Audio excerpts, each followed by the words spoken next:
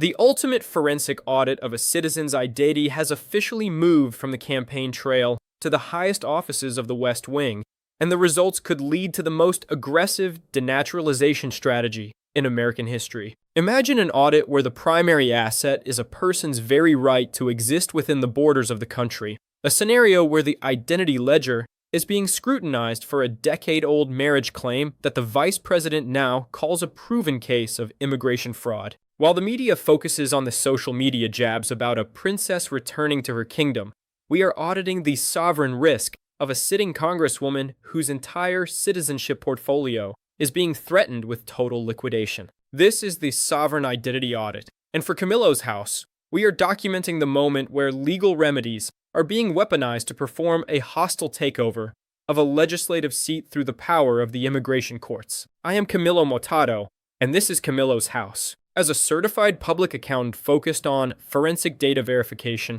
I look past the political theater to see the underlying statutory liabilities. In a standard audit, we look for material misstatements that occurred years ago but are only now coming to light. And in the case of Representative Ilhan Omar, Vice President JD Vance has just issued an adverse opinion on her naturalization papers. Vance has publicly stated in a March 28th interview that after speaking with White House Immigration Advisor Stephen Miller, the administration is convinced that Omar committed immigration fraud. From an investigative standpoint, this is a forensic denaturalization attempt, a high-stakes move to delist a U.S. citizen from the national rolls by proving that the initial transaction that brought her to this country was built on a fraudulent disclosure. The operational strategy being developed by Vance and Miller is focused on finding the legal remedies to go after a sitting member of Congress. In accounting terms, they are performing a retrospective audit of Omar's marriage records. The long-standing accusation, which Omar has consistently labeled as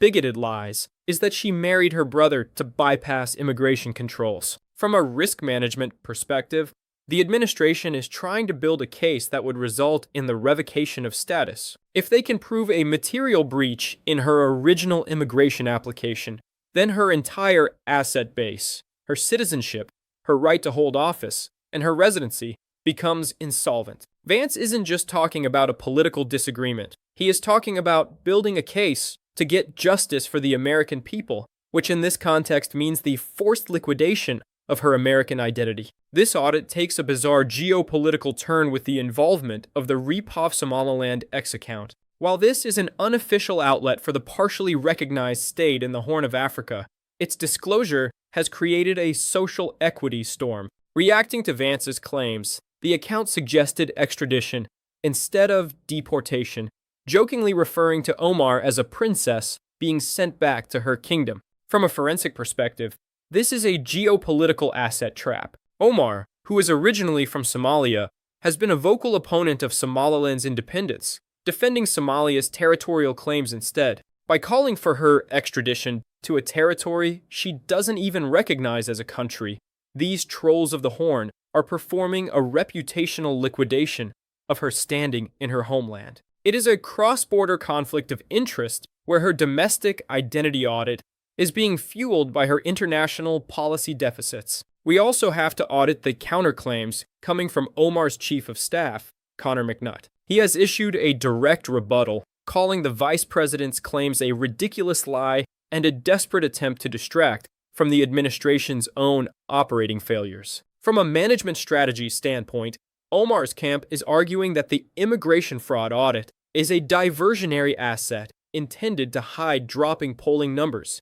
increasing gas prices, and an unpopular war of choice. In auditing terms, they are claiming that the administration is overstating the liability of Omar's past to mask the operational deficit of their present. They point to Vance's past comments about creating stories to redirect the media as evidence that this entire investigation is a fraudulent narrative designed for market manipulation of the news cycle. The geopolitical risk for Omar extends to her relationship with Somaliland and Israel. Last year, Israel became the first UN member state to recognize Somaliland as an independent country, a move described by Prime Minister Benjamin Netanyahu as being in the spirit of the Abraham Accords. Omar's opposition to Somaliland's sovereignty has put her in direct conflict with this new regional alliance. From a forensic standpoint, we have to look at the traceability of influence. House Oversight Committee Chairman James Comer is currently probing a sudden wealth jump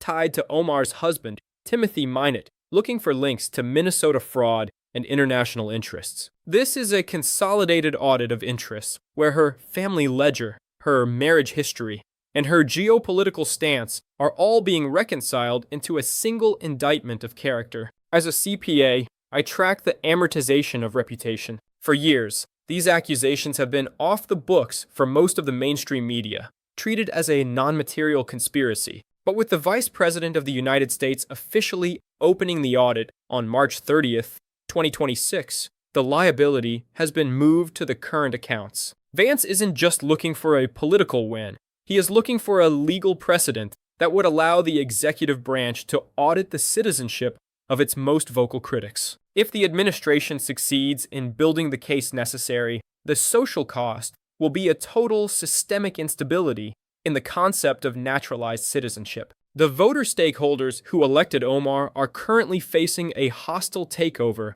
of their representation by a federal government that views their asset as illegally acquired. The final reconciliation of the March 30th, 2026 Omar audit reveals an administration that is fully leveraged on the issue of national identity. They are using the office of the Vice President and the White House Immigration Advisor to perform a forensic investigation into the primary source documents of a political opponent's life. The Somaliland factor adds a layer of international complexity that proves this is more than just a domestic dispute. It is a global revaluation of Omar's sovereign standing. Whether it's the Abraham Accords in the Horn of Africa or the marriage ledger in Minnesota, the audit trail is getting longer and more expensive by the hour. My forensic verdict is that we are witnessing the institutionalization of denaturalization. The Trump-Vance administration is auditing the past to control the future. By targeting Ilhan Omar with legal remedies for immigration fraud,